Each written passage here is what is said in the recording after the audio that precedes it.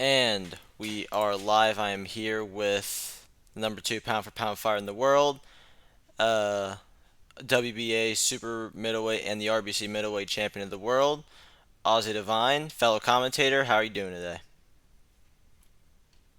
I'm doing pretty good. I'm always happy to get on a platform to talk about RBC. I love doing it, as I'm sure is pretty common knowledge given how much I can go on about it at once. But yeah, I'm pleasure to be here. Pleasure to have you on here as well. So let's get into it very quickly now. Uh, you just came off this title fight. It didn't just come off of it, but we just came off that title fight with you and Dodo Paul, a shockingly dominant fight. Yeah. So right now, where's your mind at after beating Dodo? Is there really? I mean, is your main focus now trying to unify the belts, or do you think there's something else for you to do? Well, the truth is, man, I've said this all the time, and people, don't seem to believe me when I say this, but it is the truth. I just accept whatever fight Raymundo puts in front of me. He makes the plans, he decides what's going to happen, and I accept it. I think what is most likely to happen, if I'm being honest, and this is not him telling me it's the plans, it's just what I think is most likely is he's going to say it's time to unify the belts. However, Rebel Brook is on a roll at the moment, and he called out for a world title fight last pay per view. So I don't know what happened. I would fight either of those people. Personally, I think Rebel Brook versus Jam Jones makes the most sense because I don't actually think Rebel would win that fight, and I think that would prove that he's not ready for a world title shot yet. But if I do get him, then I'll just put an end to his momentum. It doesn't really bother me either way. But I'd like to become undisputed because at the end of the day, there's still some people calling it into doubt whether or not I'm the goat of the middleweight division, which I am. But some people are calling that into doubt because I'm not undisputed champion. So I guess I just have to win that accolade in order for people to appreciate me in that regard. Well, looking at your title, you're one of the most interesting examples of champion in the RBC because we're talking about you. It feels like you're now in your prime, considering the fact that you came back at RBC 10 after somewhat retirement for a good bit. You come back, you win back the championship, and ever since then, it's been incredible dominance. I mean, you barely have broken a sweat these past few fights. So between the time you retired and when you came back, what really changed? Or did that change did not take place until after the Noah fight? I think it was after the Noah fight because the truth is Noah. I mean, he says he's the only guy that's ever really pushed me. And to tell the truth, I would say there's some truth in that statement. I mean, I think the first fight with Noah was not as close as some people make it out to be, but the second one was pretty close. I'm not going to pretend like I really gave it my all in that fight. Like I certainly could have had a much better performance, but that fight. I mean, there were points in that fight where I was losing on health, and it's the only time I've ever had to come back, uh, in order to win a fight. And after that, I mean, I've had four fights since then, and I've been knocked down once, and I've knocked my opponents down something like 20 times. I get an average of like five knockdowns per fight. They've lasted no longer than 4 rounds. I mean, two of them, it's an average fight time of what, like 3 rounds, because I've got two fourth round finishes and two second round finishes. So, I've got a lot of dominance really since the Noah fight. But I mean, the truth is, I'm on a 9 fight win streak, 9 fight knockout streak, I should say. And 8 of them have been title fights, which is also another record. 7 of them world title fights, which I believe is a record. Like, I understand why some people believe that you could say Kruzara is the goat, Jakob's the goat, or Tam's King, Khalid. Some people throw those names around, and I'm not trying to put myself at the top of that list, but I'm definitely in the conversation, and I'd say quite high up in the conversation. I think it really we'll have to see how my next couple of fights play out, but I personally believe myself to be top three all time, maybe top two behind Crisaro. Depends on the Bogatti debate. Well, your reign has been like it's been one of the most dominant things in the sport. I mean, even guys like Cruzaro, they've had their ups and downs in the past. I mean, you look at some other guys' reigns; they've been tested before. It really does not. I don't think there's really been a guy that's been able to figure you out right now. Maybe it's because of the incredibly fast combinations. Maybe it's because you just have this amazing ring IQ. But really, what has just separated you from the competition so far? I do think it is the things that you can't learn.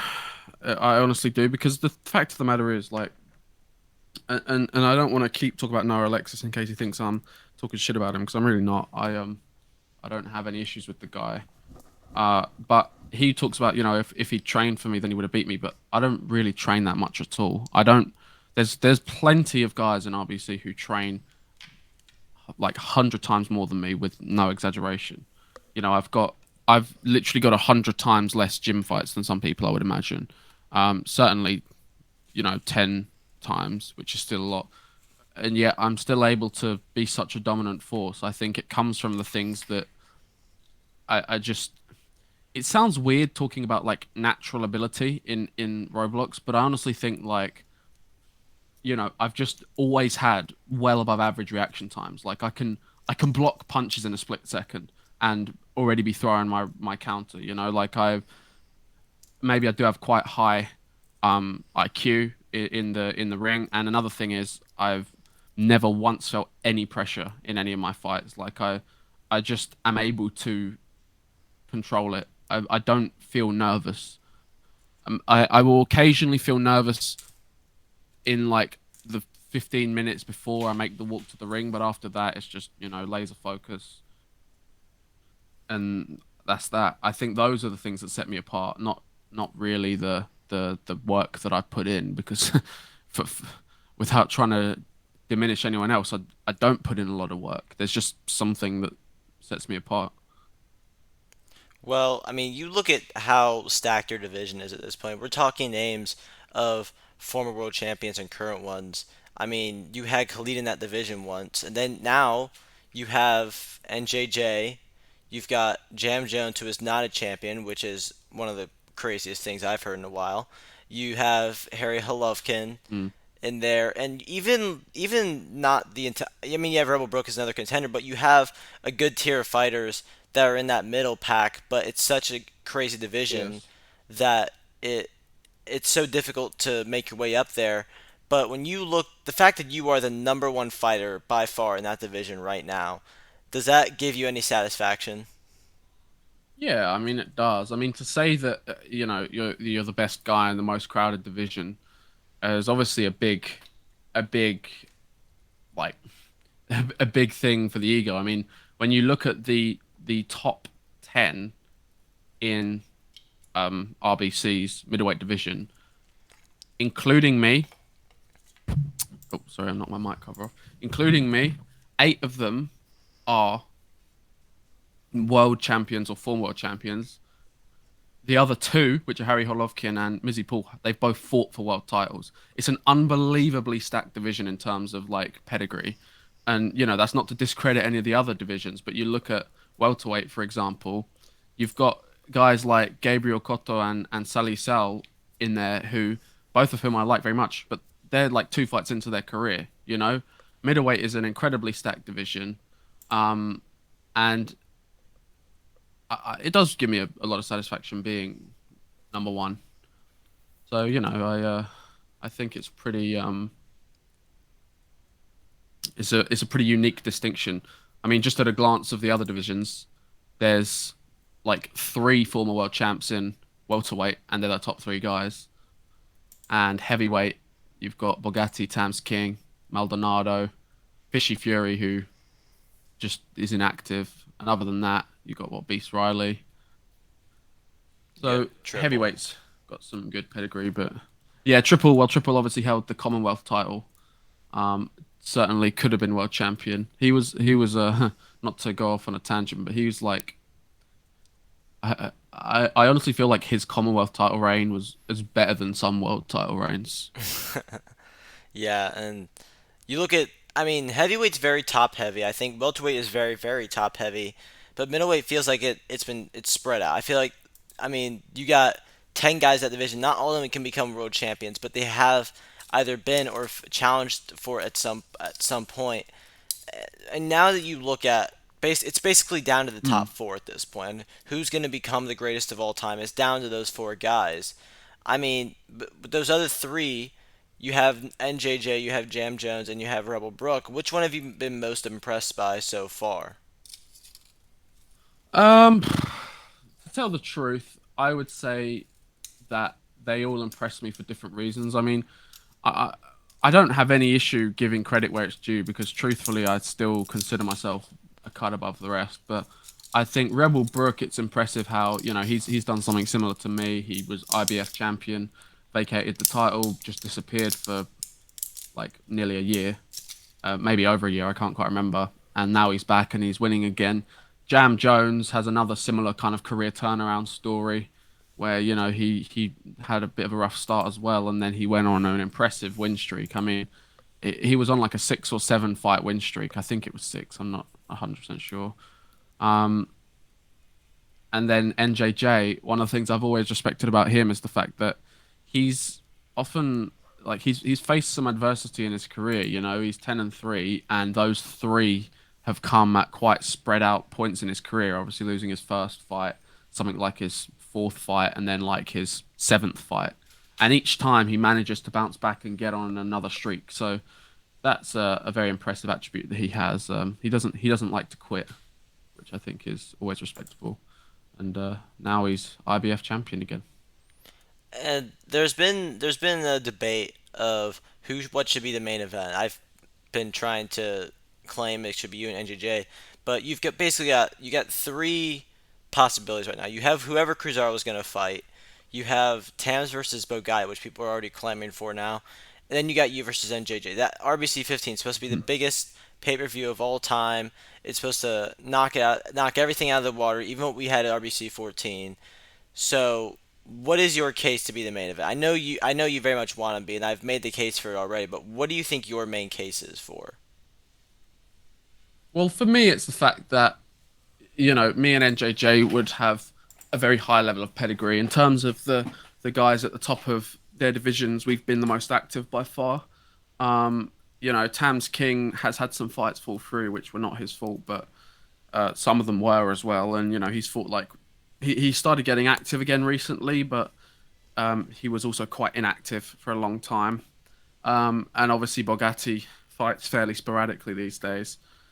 Um, and obviously Cesaro, I mean, I struggle to look in his division and see. I seriously do not think we're getting another Khalid Rashad fight. Well, I know what the likelihood of his opponent is, and I have to say there is a case to make that main event. Um, but it might. Maybe he'll end up fighting Khalid Rashad again, but I don't think so right now.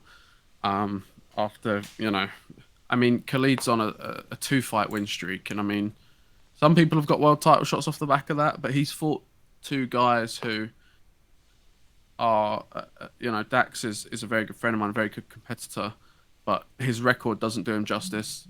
And then you've got Casper De Frey, who is kind of just been on a bit of a surge at the moment, but still, perhaps his record is a little deceiving. So, he's just beaten Jakob. I think a lot of people struggle to look in that top 10 and think who's really going to give him a challenge. So I think as a result of that, the fact that it would be an undisputed title fight, the ring title would obviously be thrown in there as well. 10-2 versus 10-3. You know, I wouldn't say it's bigger on paper than Jakob versus Cesaro, but we know how that fight turned out. I honestly think you could be looking at maybe the biggest and maybe the best fight in RBC history.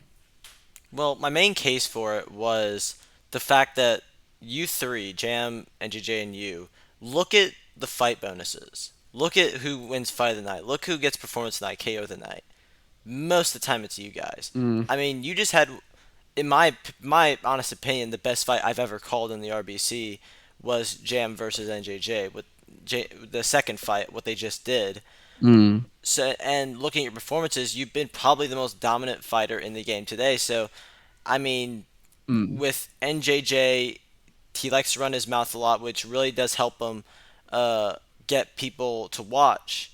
And you have yeah. Jam, who's known outside, you, who has a big name and a big mouth as well here. So, I mean, you guys feel like, besides Cruzaro, the biggest draws in the sport. Yeah, well, I would be inclined to agree with that. I certainly think that. I mean,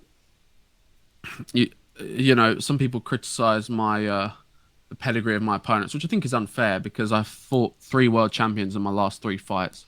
But regardless of that fact, I do. I mean, this is a genuinely confirmed statistic. Like me and Rayondo check this. I have statistically the most dominant performances in RBC by quite a long way. I'm pretty sure my average fight time is like just over. It's like 2.5 rounds. I've got the longest knockout streak in RBC of 9 knockouts consecutively, hoping to make it 10. So I obviously do have an incredible level of dominance, and to be honest, I think that's why. Um, Hopefully, when I do end up fighting NJJ, it's such an interesting fight because you've got me, who's you know, I favour the kind of immediate pressure, get it out of there in 3 to 4 rounds. Then you've got NJJ who won a 12 round decision. So, and speaking of that, because you guys kind of, for you, you guys have different types of pressure. Whereas NJJ's volume is really is crazy. I mean, he can go 12 rounds easily, and he can be Mm, consistent. You're basically just, I'm going in there to knock your head off in the first few rounds to get out of there very quickly. pretty So much. my question for you is, when you're going into that fight, are you preparing for something that's going to go 12 rounds, or are you thinking I need to get to him now before it goes to that point? Well, I'm gonna be real. I've never had a fight go past the fourth round. That's his territory. I have to be aware of that fact. If it does end up going into, even the sixth round, that's uncharted waters for me. I don't even go that far in sparring sessions. Like I'm this is the kind of fighter I am. I'm not gonna change my strategy just because this guy's better than the rest. Allegedly. I mean, that's just what people have been saying. And truthfully, I don't think it's possible to go 12 rounds with me. I think even if I lose the fight, it's not gonna go 12 rounds because I don't promote that kind of style. The fight happens at my pace, and that's just the way it is. NJJ may try and fight the way he wants, but I'm not gonna be on the back foot at all. Even if I go down a little bit, I don't care. I'm like you say, I'm in there to knock people out, and I do it pretty well. Um, and I see no reason to change that just because there's a different guy in there. I mean, one of the things about NJJ is that he apparently has an impressive capability to get up, which to me just means I need to just TKO him, knock him down 3 times in a round. If he's able to get up from like 8 or 9 knockdowns, then I'm just gonna have to do three in one round. I've got my game plan is, if anything, be even more violent than before. And how do you manage? I think one of the big things when you're trying to finish him very quickly, you still have to manage your stamina, of course, Hmm. in those rounds. So NJJ's really main game plan has always really been use the jab very often. It Mm. doesn't drain as much stamina, and it keeps the opponent on its feet, on their toes. So how are you able to manage your stamina so well to the point where you can unload a lot and still have more in the gas tank? Well, I employ the jab a lot as well. I'm good at mixing it up with a few hooks and a few the occasional uppercut. But the truth is, I just this is going to sound bizarre, but I'm not even 100% sure how how my style works. Like when I'm in there and I'm zoned in, it's just everything just fits into place in my mind. So I know exactly what I've got to do. I know how to lure my opponent into making a mistake, and everyone thinks they're not going to be lured into it, and then they still aren't getting lured into it. And I've faced a lot of guys who've done a lot of training um, throughout their time in RBC, and they all get lured into the same traps. So NJJ's got his work cut out for him, I think, when it comes to avoiding falling into those traps. One of the things I haven't asked many fighters is how has because I know, I mean, there's not really much of a problem with the new tools, but how was the new tools that we got after RBC 10 and when you used to fight under the new tools? What was the biggest difference to your style when it came? Did it Uh, change at all? it made me more violent. Like I'm would argue that I'm one of the best on the new tools. I was never close to that on the old tools. Well, maybe I was close to it, but I was. If you look at pre RBC 10, Ossie Devine, you've got a guy who's won a world title, defended his world title, then kind of retired on top because I was like, I was self-aware at that point. I was like, there's a world boxing super series coming up. I'm currently number 2 pound for pound, number 1 in my division. I'm don't feel confident going into this tournament. I don't have time to train. I'm just gonna quit whilst I'm ahead. Now, if the same thing happened, I'd be like, who dares to enter? You know, I feel like a completely different fighter. I have supreme amounts of confidence. I feel like you could put me in there against literally anyone, and I would take their head off. Like, uh, and maybe that's setting me up to fail. But truthfully, if that happens, then it happens. But right now, I see no reason to doubt myself, and it's like I say, it's made me more violent and more dangerous. Something about these new tools, I just thrive on them. Yeah, and it's been one of those reigns where you basically now you have your three big champions again, and it really Yeah. hasn't changed in a very long time. So you're going into this NJJ fight. There's so much on the line. I mean, you got legacy. You've got middleweight goat status on the line. Both of you guys are in the middle of your Mhm. primes. Uh, I mean, this is basically the perfect fight to make at this point. Every title's on the line. We're gonna have another undisputed champion after this fight. Yeah. So when you get to this point, I mean, is your main focus to be undisputed, or do you just want another name? Is it about the belt? Is it about that, or is it just saying how can I improve from my last fight and maybe fight the perfect fight? Well, I mean, it's hard to, it would be nice to finally beat someone that's actually respected as one of the top guys because even though I've beaten 3 world champions in my last 3 fights, people still seem to think that I'm fighting cans, which is, to be honest, quite disrespectful to those guys. But regardless of that fact, no one's going to turn to me and say, "Oh, NJJ's a can." Like you just don't fight good fighters. So that would be nice. But truthfully, for me, it is about legacy. It is about becoming undisputed. And that may sound like the wrong goals. Plenty of people say, I just fight to be the best version of myself or any of that shit. I don't care about that. I want to be I want people to remember me as one of the best, if not the best. And to be honest, I think I'd have a case for it, truthfully. I mean, I love and respect Crisaro. And, he's an incredible fighter who shit,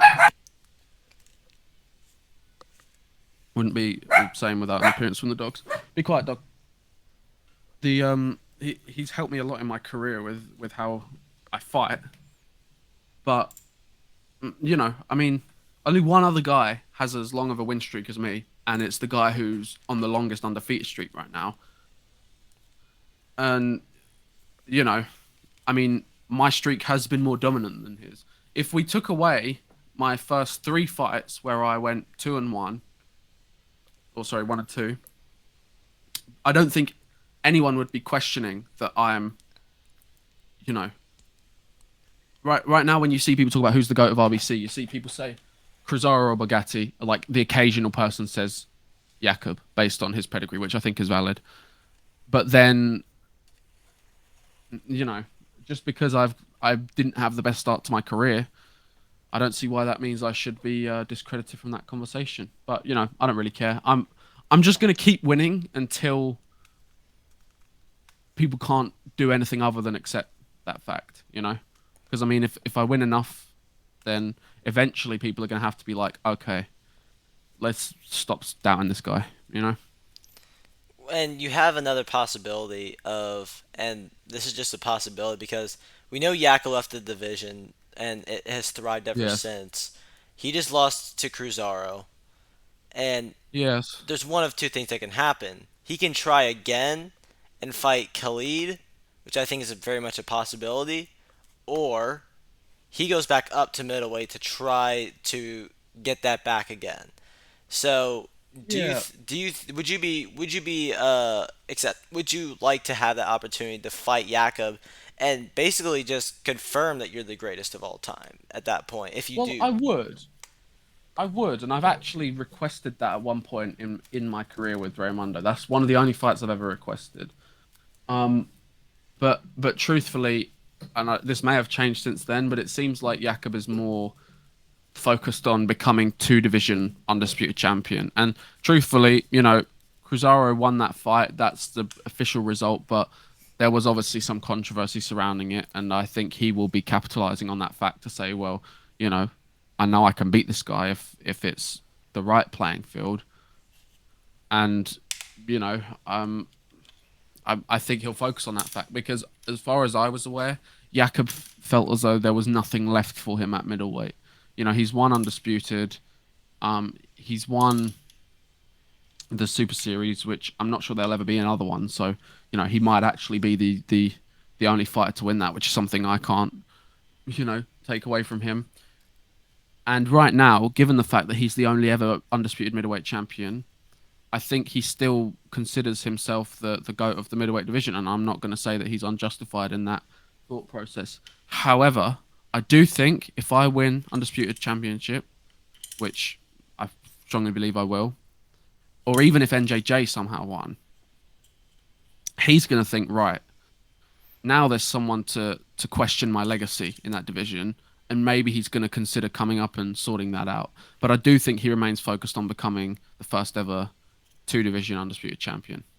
I think you're right that he would maybe go up, but to fight one of you two. But I think it pertains more to you because I think in his mind that he's already beaten NJJ. He has, correct. Yeah.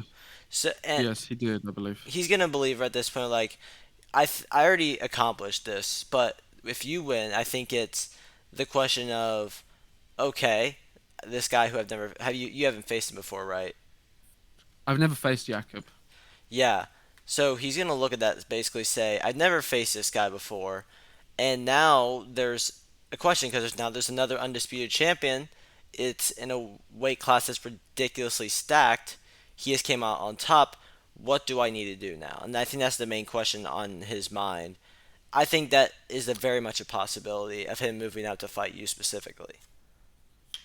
In my opinion, and this is not aimed as a diss at anyone, least of all Jakob, because the guy's an incredible character. However, I think anybody in RBC, when they fight me, will have an element of doubt in their mind. I don't think there's a single person. I think you could even put Cruzaro in there against me, and he might have an element of doubt in his mind. Right now, when he hasn't lost to me, Jakob can still argue that he is the GOAT of the middleweight division. I don't think anyone can say that he's the other guy in the conversation. However, if he moves up and loses to me, which there will be a doubt of losing, There's not then going to be a obviously it's question. like there's no question about it. So I personally think that there's a reasonable amount of evidence in my mind to suggest that he might not even risk it, especially because his career at welterweight is very fresh. I don't think he's ever been the type to run away. He's a former welterweight world champion, so he's certainly got his claim to that undisputed title rematch. But we'll see what happens. Maybe I mean if I end up my 10 fight win streak turns into 15, then it's much harder to argue. And maybe he'll be like, I've got to put a stop to this. But as of right now, I don't think he's interested in coming back up purely because he can actually taint his own legacy. Um, Speaking and I of think the doubt will stop that. speaking of the matchmaking, that very interesting possibilities with what Raimondo is going to be doing. But you are also part of the staff, or technically part of the staff at the RBC, Yes. and you've how long have you been VP for? A couple of months, but I was always like in the know. Like there was never a time when I didn't. I mean, even though Grumpy was vice president for a long time, pretty much since his involvement in the company, Raymondo was always telling me the plans. There were times when I was the only one that he was telling. Like I've and to be honest, the transition from just developer to vice president never really felt like um it didn't really change anything because it's. I was already in that kind of position. My role in the company hasn't really changed, and because I still know pretty much the entirety of the next couple of cards that Raymondo's planned, and obviously things may not come through, but like I actually have to pretend that I don't when I'm doing these interviews, which I think is an interesting take on it. But I know a lot about the future of RBC's new system, as he was talking about. I've got all sorts of inside knowledge, and I enjoy it, to be honest. I mean, people might think that makes it an unfair advantage, which I kind of understand, but I don't really think at this level, like you're always preparing to fight the top dogs of the division, So just because I might know who my opponent is scheduled to be weeks in advance, I think those guys, if they have any sense, will already be training to fight me, you know? Even if even if they know that I'm not their next fight, they'll be looking past this guy and thinking, if I win this, I get a shot at the champion. I'm trained, working their ass off for that fight. But you know, I do think I'm pretty in the know. I mean, I'm more than likely going to play a larger role in developing the new system. So, Well, looking you know. looking now that you've let's talk about the past of what you've seen in the RBC ever since you've been in the know for a long time. You've Hmm. you've been able to look at where the company has been ever since RBC ever. How long have you been to the RBC again? Like since the first event? I was the first signed fighter in RBC. Okay, so you've been there for a very long time. So Yeah. you basically watched this sport grow for a very long time, branching off into other side federations, most Yes. notably ones like Fight Club, Showtime, which is going to start up again very soon. WRBO was a big one. It's grown to this point where now you have a side fed affiliated with it, Matchroom Boxing, and we just came off of a very highly attended crowd, 49, which I don't think we even eclipsed 40 for a very long time. So considering the fact that we almost got to 50 at Yankee Stadium, it was a very big deal. How have you been pleased with what the RBC has been able to do ever since the new tools changed and ever since it started from RBC one? Yeah, definitely. I mean, when you look at how the system's evolved, and I'm especially proud of Raymondo. Like, I've known this guy for a long time. A lot of people don't realize like how close our relationship is. Like, I've known this guy for there's a lot of like 12, 13 year olds in RBC. I've known Raymondo for more than half of their lives, if that makes sense. Like, I've known this guy since like early 2015. So we're in like our seventh year of friendship. And so if there's someone in RBC who's 14, me and Raymondo have been friends for half of this guy's time on Earth. You know, like, and he has. This is completely his own creation because we work together a lot on things, and often he needs my help with the scripting, but he's done it all himself, which I think is really really incredible because it's not a simple system, and he has had some disappointments. He was. This is something that I feel like I can probably talk about. Um, he was very close to securing a big investment, which unfortunately fell through. So he's he's he's had to face some hardships, but at the end of the day, he's created a successful Roblox group, a successful company, if you want to call it that, and he's done it basically himself. So I think he deserves a lot of praise for that. And actually, I think that's part of the reason why I was so frustrated with the reaction to RBC 14, because a lot of these people don't realize how difficult it is to put on an event like that. Not only put on an event like that, but program tools the way Raimundo has done it when he is, by his own admission, not that good of a scripter. So he's made this federation work out of sheer grit and determination. And I just think people could have a little bit more respect for that. But I'm excited for the new system and what he says he's got in store. And hopefully I can help work on it, and hopefully we can make RBC even better. That's what I'm excited for. And considering how good Ray has been, that hosting job back at RBC 14 was probably some of the best I've ever seen. I mean, you're talking about you had the timers broken. Pretty much half the stuff is broken. The health stuff is screwed up, and he's able to work his way through that. I mean, that was very good hosting for what the show was, and it was a great show. I mean, you had like the greatest title fight I've ever seen, and all that with all the technical difficulties, he made it work. And you're right. I Ever since I got in the RBC, it was like, man, this is pretty damn fun. And we've gotten to this point now where I think we're getting back into that golden age, and maybe RBC 15 is the event where it really picks up. Well, Raymundo is people find this cringe, but as someone who actually like has made money off of Roblox, you can consider these things like businesses. And Raymundo is a successful and knowledgeable Roblox businessman, if you want to call it that. He hosted a very, very successful Pro Wrestling Federation, arguably the biggest one in European Pro Wrestling. Certainly top two. Tam's King is the other competitor, in case you're wondering. UKW was a very big fed. But so he's got years, I think close to a decade of experience in this sector. He's very, very like people are very, very lucky to have this guy at the head of the company, and I really hope they don't take it for granted because at the end of the day, he's older even than me, and like he's not old, but he's old by the comparison to most people on Roblox, and he's not gonna be here forever. Maybe not even for a year, more, from now. I can't say that for certain, but that is a genuine possibility. People need to appreciate that he's only human and appreciate what they have while they have it, because RBC's not going to be around forever. All good things have to come to an end someday.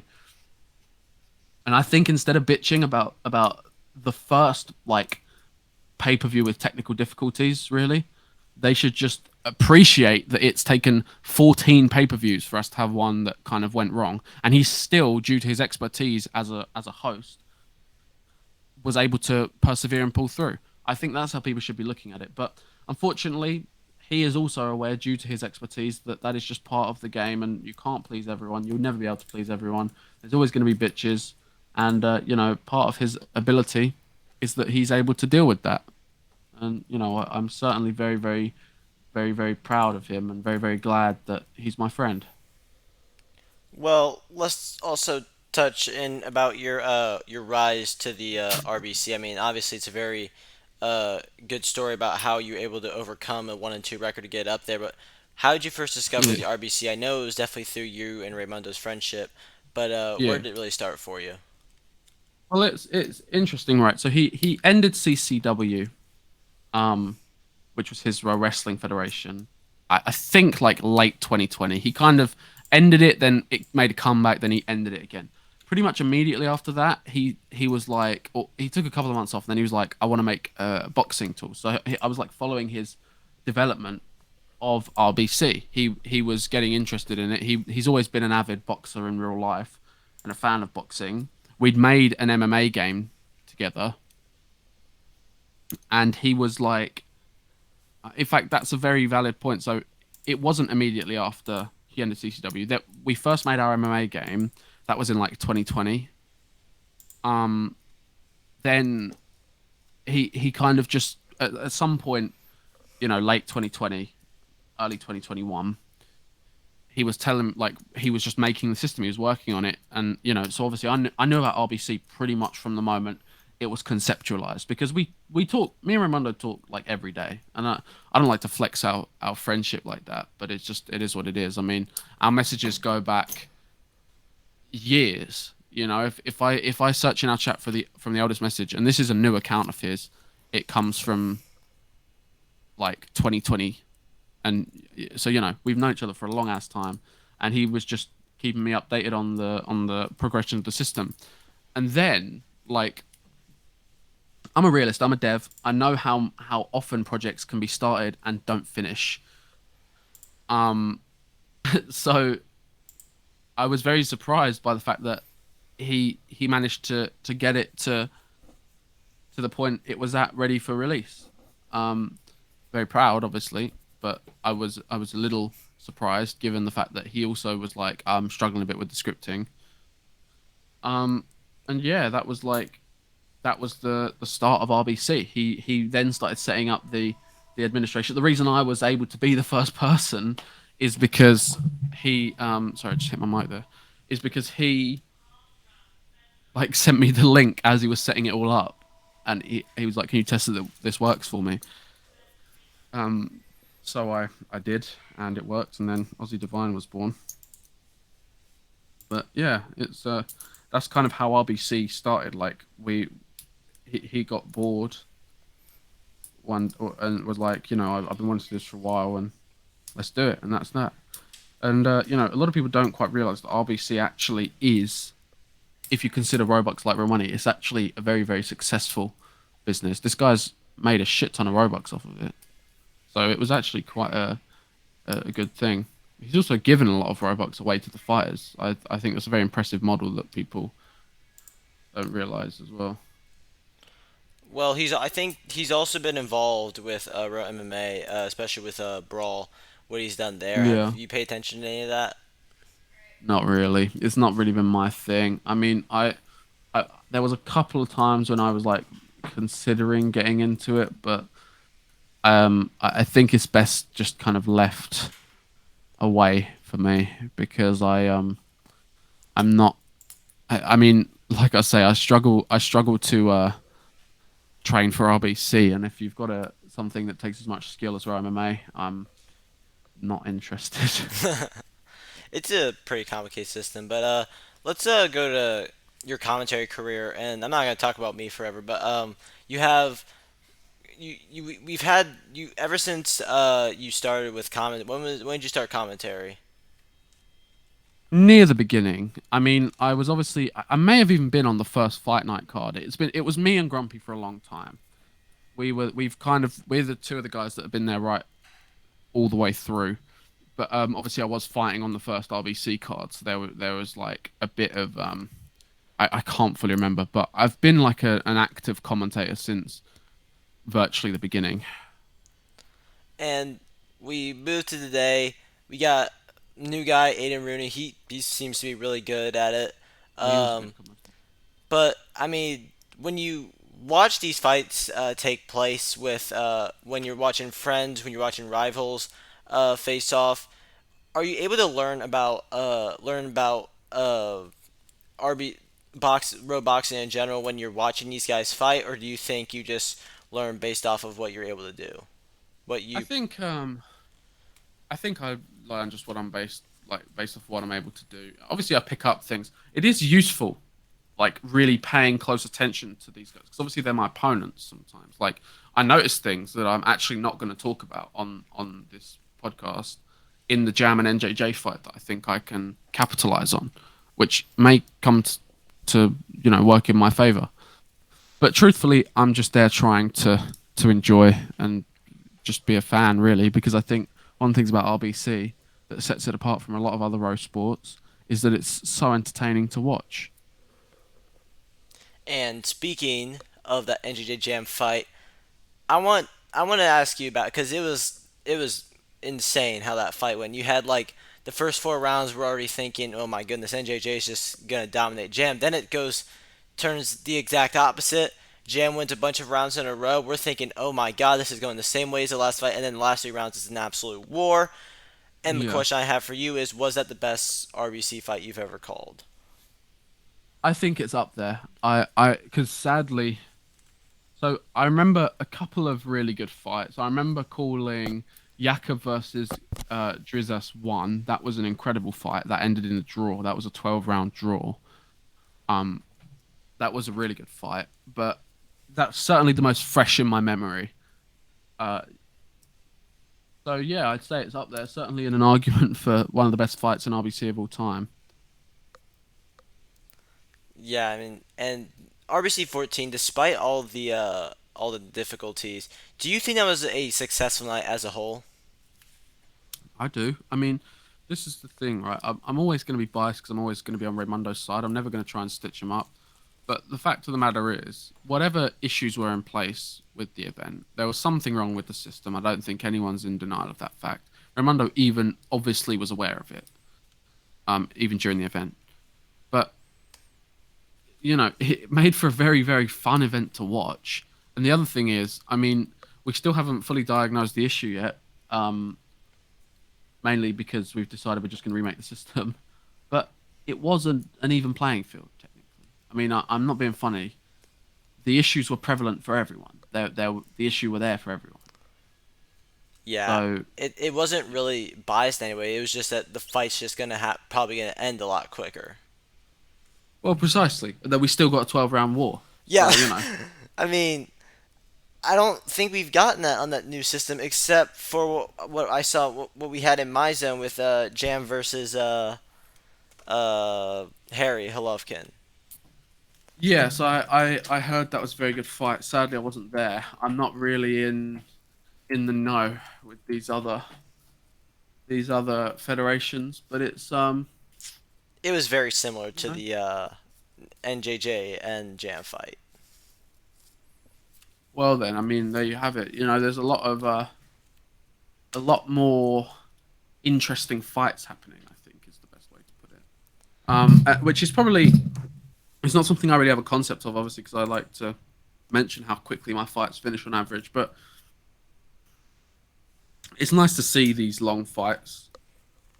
Um, they I find them interesting, to be honest, because it's a very different style of fighting to what I do. Well, and do Yeah. you do you think that you can go that 12 rounds, or are you really always just thinking, okay, I have to put this guy away. I'm not looking to score. I could, if I was forced to, then I could. Obviously, I don't think I would suddenly just like it's not like real life boxing. Motherfuckers don't get tired in RBC. Like I can do the same shit in round one in round 12. But like I say, I my fights don't allow for that to happen, and no one can dictate the pressure. That's my job. And even if I'm the one getting knocked out, it's gonna happen within 6 rounds. Yeah. You know, Well, you never and know. if it doesn't, then if it doesn't happen within that amount of time, it's because I can't get 3 knockdowns in a round, and the guy just keeps getting up, which I've heard could be an issue with NJJ. But to be honest, it is what it is. Well, you never know. Some people can get fatigued by just typing, what, by just pressing Yeah, E in space. Well, yeah. and yeah, I mean, it's a very very good future for what we have in the RBC, despite no matter how long it's going to be. But also, since you just fought in Matchroom, and since that, how do you like how Jam is running Matchroom right now? I think he's running it pretty good. I mean, I'd assume I will get some other offers at some point, given the fact that I'm champion in their federation now. And I mean, I'm not being funny, but Cruzara is not known for fighting outside of RBC or even fighting in RBC that much at the moment. But I'm more than willing to accept a fight outside of RBC. So if Jam wants to make me an offer, I will be willing to I'll certainly be willing to see what he has to say. Um, but yeah, I think he's doing a good job. And I mean, let's also if do you want to get into real boxing, or do you just want to keep it RBC for now? I don't really know much about real boxing. Are you talking about real life boxing? Yes. Yeah, yeah. I'm afraid I don't really know much about it, Well, it's fine. I mean, not really anything's which is going probably quite on. bizarre. Yeah. It, you Yeah, know, I'm not. I'm not a fan of how boxing is going right now. I'm not talking about the actual professional stuff. I'm talking about the KSI Jake Paul things. Oh yeah, yeah, I've heard about that. Yeah, it's a shame, really. I mean, I'm interested in YouTube boxing, but that's not because of the boxing; it's because of the YouTubers. So,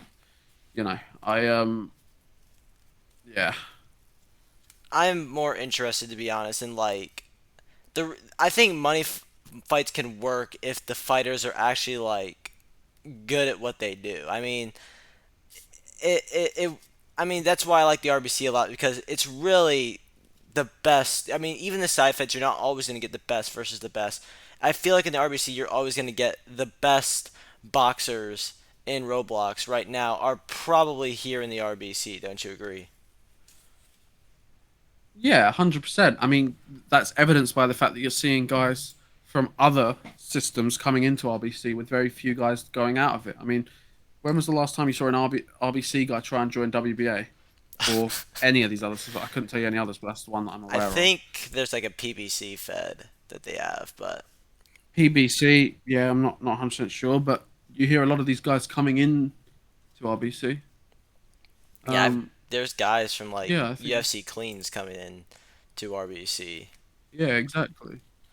I think it's still very much a growing thing too. I mean, I think we're at like the 330s, 340s right now in members, and it's very much growing. And now Yeah, you have how much is that?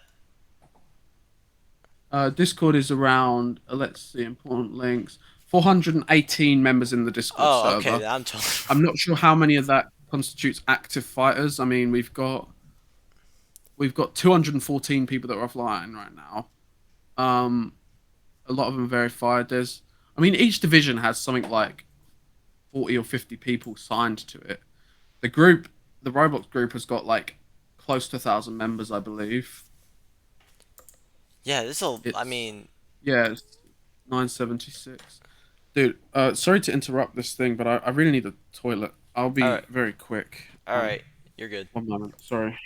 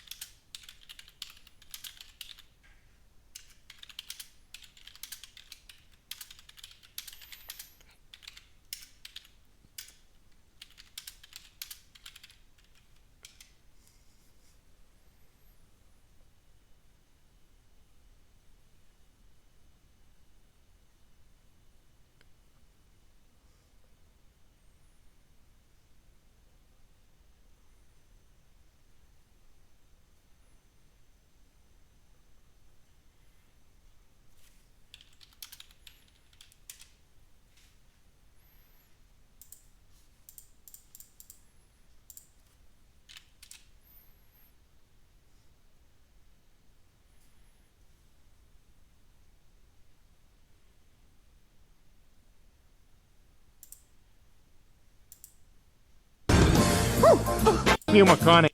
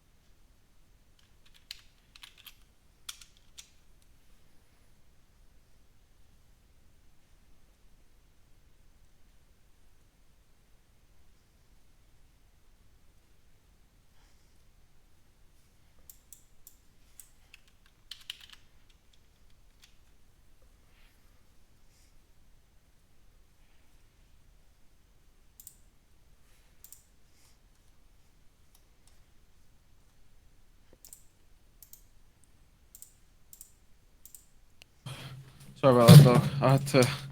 I had to take a shit. My mum trying to poison my ass. She gave me some soy sauce with my food that I think is like a year past its sell by date or some shit. Oh, cool. Which is which yeah, well, the main reason is for some reason soy sauce in my household never gets fucking used. I'd use it because I eat a shit ton of soy sauce, but she finds the shit right at the back of the cupboard, and every single time it gives me a bad stomach. But I think I'm okay now. Apologies for that. I hope you're able to edit that out. Well, I'll just like set up a timestamp, and thanks to that, we're gonna try to hit the hour mark, and like we're gonna easily hit it. But do you have any? I mean, it's been great talking to you today. You're a very acclaimed commentator. You're an acclaimed fighter. Is there anything else you want to say? I'd like to say that I'm very very thankful for the support of the people that do support me. There's a lot of guys out there that know that between kind of now and dating all the way back to my like a little bit before my Kenny Young fight, I wasn't in the best place mentally, and it's not a cry for pity because truthfully, I didn't know what it was like to feel the way I felt. But there was a group of individuals who just stood by me no matter what. Obviously Raymundo, but other people as well, and they know who they are. I don't want to list names off because the truth is I might miss someone who I intend on saying. But there's a solid group of like 7, 8 guys who just stood by me, so I appreciate them for that.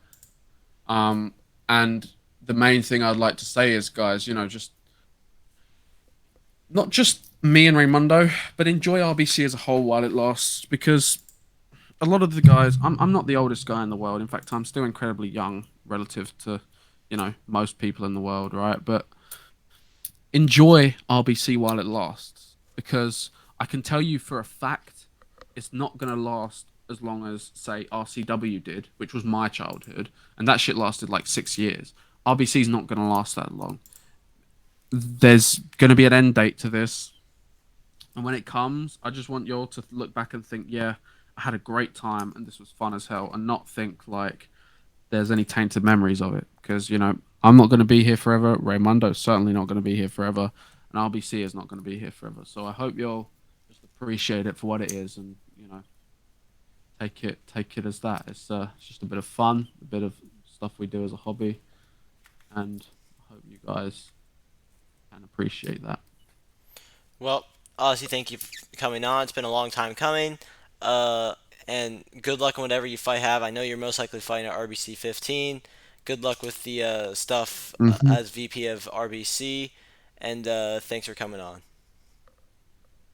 Thank you very much for having me. I will do this anytime you like because I love talking.